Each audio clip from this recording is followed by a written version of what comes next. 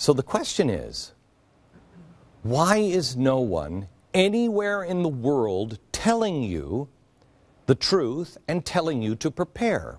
I will tell you that I had a network, one of the big three, a network official actually tell me in the last 2 years, Glenn, listen, we all know what's coming. And this is a quote, but we have a responsibility not to tell the American people because they'll freak out. I couldn't believe I was hearing that. Needless to say, the rest of the meeting didn't go well. Our economy is fragile and everyone treats you like you're a moron. All it takes is one incident the size of September 11th. You remember how much damage that did to our economy. One terror attack, one country's banks to go south, one huge natural disaster, civil unrest. It's all combining. And eventually it will be Thelma and Louise, and we go over the edge. Let me give you a timeline of some of the major natural disasters since 2000. These are the big natural disasters since 2000, and some of them have been really impactful. Now the terror attacks. You add the terror attacks on top of them. All of these things, because the world is tied together financially, all of these things mean something. On top of that, you now add the major riots. These are the riots around the world. How about the financial meltdowns? The financial meltdowns add to those.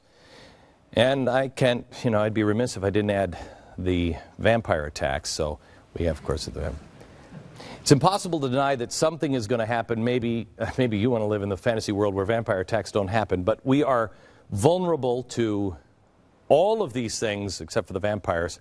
All of these things. We're more vulnerable now than ever before. The TSA just okayed knives on planes again. You can't bring baby formula or regular sized shampoo, but a knife is totally cool. Does that make sense to you?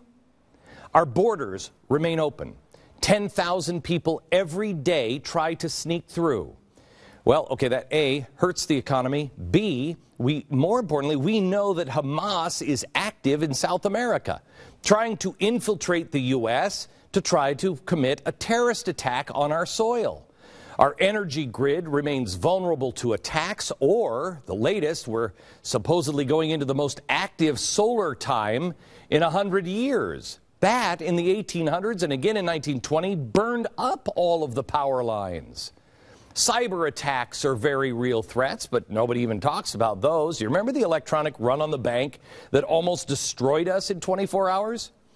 We have corrupt leaders who, I had an audience in just a little while ago. We did Tomorrow's Show today. It was college-age students. I asked them, how many of you believe the press? No one raised their hand. How many believe the politicians, GOP or Democrat? How many of you believe? Nobody raised their hand. How many kind of believe? Nobody raised their hand. And the people who are in Washington, not all of them, there's some really good people there. But you're telling me we don't have a few that could be compromised? We don't have any more Anthony Weiner and Weiner picks in there that could be compromised? We are extraordinarily vulnerable as a country and a people. Get hit with another terror attack, given that we're in an economy that is now borrowing more than anyone in the history of the world has ever borrowed. Ben Bernanke telling us $85 billion a month, $1 trillion every year. What? Help me out here. What's the problem?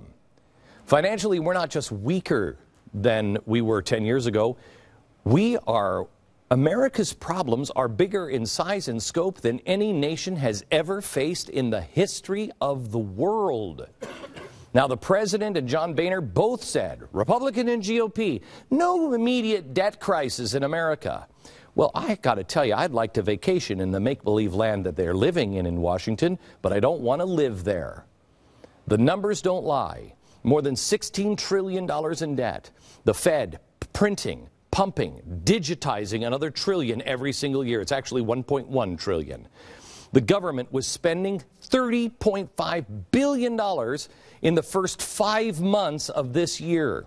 Obamacare is set to add $6.2 trillion to America's long-term debt, according to a GAO report. And the GAO came out yesterday and said, by the way, you remember how we're going to reduce your premiums on insurance?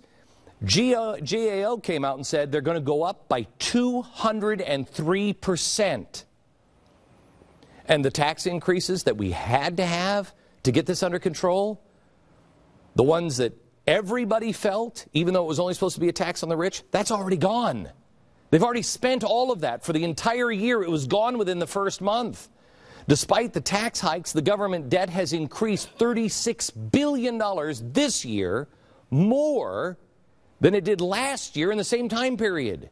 We're weak, we're broke, and our citizens are underprepared. We have a society in ever-increasing numbers that doesn't even understand self-reliance or the basic mechanics of a civil society. If something breaks down and you can't call for help, what are you going to do? Cavemen will fare better than most Americans. And let me give you the case in point. Sandy, Hurricane Sandy. Oh, that's where we spent all of that new tax money. We spent it on Hurricane Sandy relief. 8.5 million people lost power across 21 states. New York Stock Exchange was shut down for 2 days. 3,000 flights were canceled. $25 billion in lost economic activity. $75 billion in damage. New York City rationed gas for 15 days. New Jersey, 11. And Long Island, 9 days. Were they prepared? Do you remember seeing people on television? Most Americans aren't prepared anywhere. Even people who should know, who say they're prepared, are not. And a lot of it happens because everybody is being told, oh, don't worry. Sandy was terrible. It killed 147 people, caused so much damage, but people were crying out for help, yelling at FEMA and the government, angry because the government told them, I love this one, go online to get help. I don't have any power, you dope. How am I going to plug in my computer or recharge my cell phone? What were the citizens thinking? Some people didn't even have a home. You should learn this lesson. You cannot rely on FEMA. You cannot rely on government. You shouldn't rely on them. We can't allow ourselves to be at the mercy of what people deem is best for the collective in an emergency. Be self-reliant so you can be a blessing to others. The only one you should count on is you. This is American common sense. But now we've been trained to ignore common sense and roll the dice and just hope for the best, because they'll be here. Even the Boy Scouts are being vilified as crazy on several fronts now. And what do they teach? The biggest thing they teach is be prepared. When did that become crazy? Theory, 1979, when the first responder training program was adopted and FEMA enacted under Jimmy Carter. That's when you stopped being the first responder and we began calling for first responders. We've talked about preparedness on this program for years. About 2 years ago, I had a list together of a whole bunch of things that you could do to prepare. Have you looked at that list lately? How much of it have you checked off? Have you made your own list? We're lucky to have food insurance here tonight, and there are sponsors. The people who are here, there's a big preparedness convention here in Dallas. Food insurance is here, and they've put together a 50-item checklist. Have you read that? I've been telling you about it for a while. You should. Or you can trust Ben Bernanke, President Obama, wonderful GOP, and cross your fingers. My faith teaches preparedness. If anybody knows a Mormon, you know, I mean, this is the thing people always say, well, I always know where I'm going. I'm going to the Mormon's house. No, you're not. No, you're not. I got news for you. I think, are there any Mormons here? Any Mormons here? Couple? Yeah. Let me tell you something. I have news for you. The church is going to say, come on, everybody. No, some of these people didn't prepare, so take your food and let's pool it together and let's help each other out. We're not going to have any food either. Be prepared yourself. I will tell you that I am Pat, who I always think is really, really prepared. He was at my house about a year ago and he said, Glenn, I think you're the most prepared Mormon I've ever seen.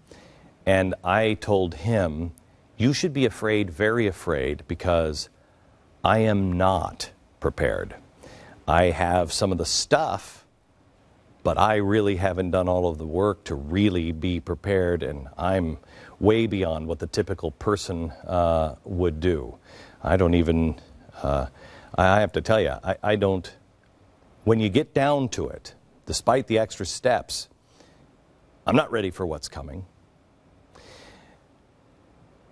I could be called a fearmonger, and so could you if you prepare. Who cares?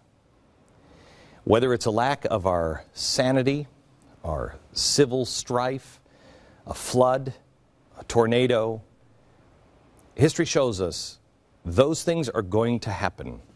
Our economy is so fragile that it will eventually break down, at least for a while. Can you last 2 weeks? Will you be ready for it? Tonight, this network, The Blaze, does a show that's very different than the other networks, not driven by ratings. Believe me, this isn't a show for sweeps weeks. Hey, let's talk about food storage. But we do believe that it is important, and we're not going to treat you like a moron. Someone needs to tell the American people the truth and then help them lead. Everything you need to prepare: food, cash, energy, the little round Band-Aids that you could stick on the side of your neck in case you get attacked by a vampire. Could happen. Next.